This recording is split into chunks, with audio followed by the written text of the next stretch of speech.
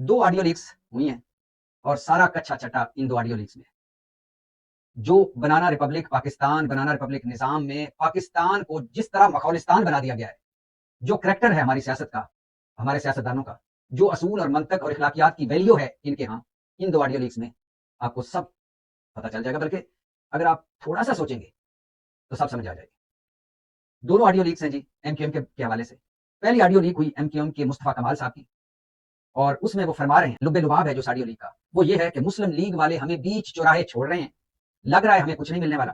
لگ رہا ہے اب ہم ان مسلم لیگ کے لیے غیر ضروری ہو گئے ہیں۔ پیپلز پارٹی اور مسلم لیگ میں جو معاہدہ ہوا ہے مسلم لیگ والے وہ بھی ہمیں نہیں بتا رہے،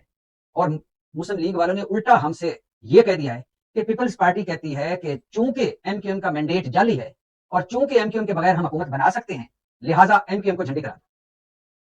جب یہ آڈیو لیک ہوئی تو اس کے بعد مصطفیٰ کمال صاحب کا ایک ویڈیو کلپ آیا اور انہوں نے کہا کہ یہ آواز میری تھی، یہ آڈیو بھی میری تھی، میں رابطہ کمیٹی کو بریف کر رہا تھا، اور روز جو ہماری ملاقاتیں ہو رہی ہیں مسلم لیگ نون کے ساتھ حکومت سازی پر، اس حوالے سے میں ان کو بتا رہا تھا ہمارے اندر ایک کوئی گھس پیٹیا بیٹھا ہوا ہے جو ایم کیو ایم لندن سے جس کا تعلق ہے، اور یہ آڈیو لیک اس نے کی ہے اور ہم اس تک پہنچ گئے۔ اگلے دن ایک اور آڈیو لیک ہو گئی اور وہ بھی ایم کیو ایم کی تھی، اور اس میں گورنر سندھ کامران ٹسوری صاحب فرما رہے ہیں، وہ کہہ رہے ہیں کہ ہمیں ایک وزارت سائنس اینڈ ٹیکنالوجی کے علاوہ کچھ ملنے کی امید نہیں، ہمارے ساتھ برا ہونے والا ہے۔ حتیٰ کہ گورنر سندھ بھی مسلم لیگ والے اپنا لا رہے ہیں، اور پھر اس میں فرماتے ہیں کامران ٹسوری صاحب کہ ہم تو عمران حکومت کے اور پی ٹی آئی کے اتحادی تھے،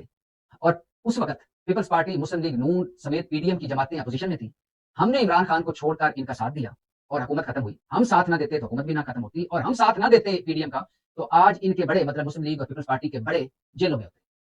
اور اگر ہمارا مینڈیٹ جعلی ہے، یہ مصطفیٰ کمال صاحب فرما چکے ہیں اور اس آڈیو میں بھی ہے کہ اگر یہ کہتے ہیں کہ آپ کا مینڈیٹ جعلی ہے، 100% جعلی مینڈیٹ ہے ہمارا، تو ان کا تو 200% جعلی ہے۔ اور بھی بہت کچھ آڈیو ان دونوں آڈیوز میں، لیکن اس پر میں آپ کا وقت ضائع نہیں کرنا چاہتا۔ اب ان دونوں آڈیو لیکس کا جو لب لباب نکالے تو وہ یہ ہے کہ جو ہنی مون پیریڈ چل رہا تھا اس حکومت کا، جس طرح لگ رہا تھا کہ 6 جماعتی اتحاد ہونے جا رہا ہے،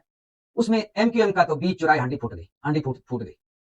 اور اس آڈیو لیکس میں کہہ رہے ہیں کہ اگر آپ کہہ رہے ہیں کہ تم دھاندلی سے جیتے، یعنی ایم کیو ایم دھاندلی سے جیتی اور ایم کیو ایم کا مینڈیٹ جعلی، تو تمہارا کون سا اصلی ہے؟ یعنی پیپلز پارٹی والے ان کو کہہ رہے ہیں تیرا اصلی مینڈیٹ نہیں، وہ ان کو کہہ رہے ہیں تیرا اصلی مینڈیٹ نہیں، اور ہمارے ایک دوست کہتے ہیں کہ دونوں ٹھیک کہہ رہے ہیں، لیکن بہرحال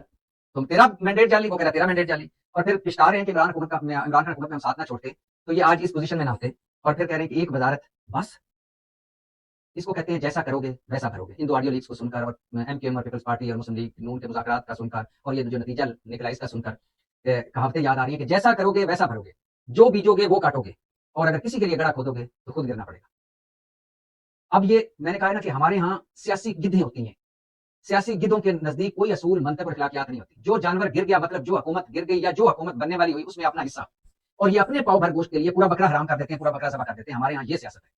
اب یہ جوڑ توڑ جاری ہے، یہ کوشش کر رہے ہیں بیک ڈور پر بھی اور سامنے بھی کہ ایک آدھ وزارت اور مل جائے، اور ان کی کوشش ہوگی کہ اتحاد میں شامل ہو جائیں، لیکن ابھی تک مسلم لیگ نون اور پیپلز پارٹی جن کے دونوں کے ملنے سے ان کی حکومت بن جاتی ہے، مرکز میں حکومت بن سکتی ہے، دونوں مل جائیں تو نمبر پورے ہو سکتے ہیں، انہوں نے ان کو جھنڈی کرا دی، جیسا کرو گے ویسا بھرو گے۔